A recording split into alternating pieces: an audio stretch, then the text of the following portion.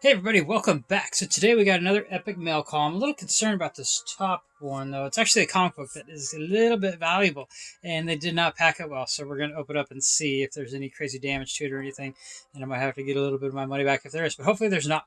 But yeah, before we get to that, I wanted to show you guys, I redid my droid setup finally. I kind of put them in one of those baseball bat cases and I kind of had it sitting on top of my cases over here. But I finally hung it up. So check out this here. There's a droid set, and of course I have some of the second waves that the reproductions, of course, and then of course my holiday fet that they never made. But these guys are awesome. And then of course there's my regular set run with all the regular guys that came out in wave one of the droid series. And then ones you don't see there, of course I have carded here. And then here is my Droids A-Wing fighter along with my side gunner. And, there's one more vehicle to that set. It's like the ATL Interceptor or something like that. But I do not have it. I'll probably get it one day once I sell some of the other stuff. Yeah, I haven't shown you in a while. This is, actually I have I only have one wall now that's all for my collection. But and then I have a whole other wall of stuff I'm basically selling. What's just like, well, at least the bottom shelves I'm selling. But the top shelves are all filled with my box vintage stuff. Just want to show you kind of get a view of that real quick. So all my box vintage stuff kind of sitting all on top like so, in all of its glory. I might end up having to sell that stuff, but I'm really going to try to hang on to my figure set. But, if it doesn't work out, I might end up having to sell that. And, of course, you guys have seen that plenty of times before. It's my vintage figure set. But, yeah, let's get to opening these packages and see what we got. Alright, first and foremost, let's open up this one. This one's from Entertainment Earth, and it's pretty cool set. It's actually going to go, if I can keep my vintage set, this will go with that, even though it's not vintage. But you'll see in a second why it would be good to go with it. Normally I'd get this from the Star Wars store, but I think the owner's kind of forgotten about me a little bit lately, and he doesn't let me know when he gets stuff in.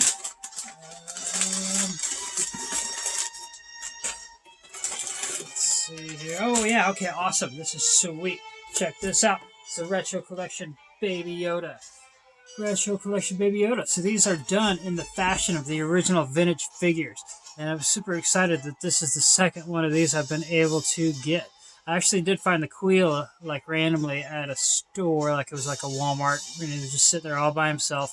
But yeah, so I ordered the rest of them off of Entertainment Earth more recently, except for the Cara Dune. I think I gotta go find that on eBay because you can't pre-order the Cara Dune anymore. But yeah, super stoked because Baby Yoda comes with a little pot, and this is the first of the retro collection that you've seen that comes with basically kind of a double bubble thing going on here. And this Baby Yoda is super cute. Comes with a frog, comes with a little stand and a little stick, so you can kind of prop him up so he looks like he's floating. And then, of course, not much to the backs of these anymore. It'd be kind of cool if they put the set on the back, just it shows you one of each of what it is, but they just name them. But yeah, so that's what that is. And super excited to have the Baby Yoda from the Mandalorian Retro Collection. It's pretty exciting. All right, now this one, super excited to get because I've never owned this before.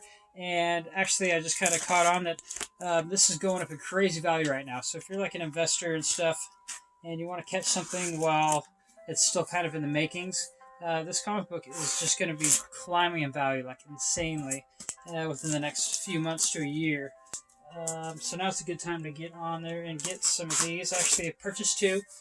Basically, one, we'll just basically see which one I can get that's in better condition, and then I'll take the other one and I will sell it with some of my other comics just to help the ones that I usually wouldn't be able to sell kind of move, So, but yeah, this packaging is kind of the worst idea of a packaging I've seen in a while. You saw a while back there's that one package that was pretty messed up for a comic book to be shipped.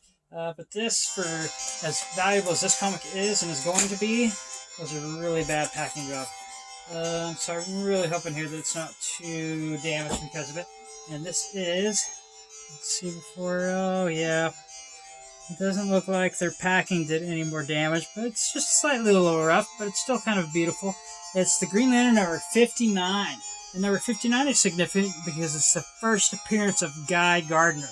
Guy Gardner is going to be basically the main character in the new Green Lantern Corps series coming out on HBO Max. And they just recently announced that because they kind of released that there was already an actor cast to play Guy Gardner. and what's his name? Finn Wittrock is going to be playing the Guy Gardner in the new HBO Max Green Lantern series. So I'm super excited to get that. What's funny about this is, like, for some reason, he's not quite a Green Lantern yet, but I think that he just appears in this, and maybe he borrows Hal's ring for a minute, but later on, he actually becomes a Green Lantern. I actually have that comic book in the case right here. I'll show you that real quick before we go. Let's see.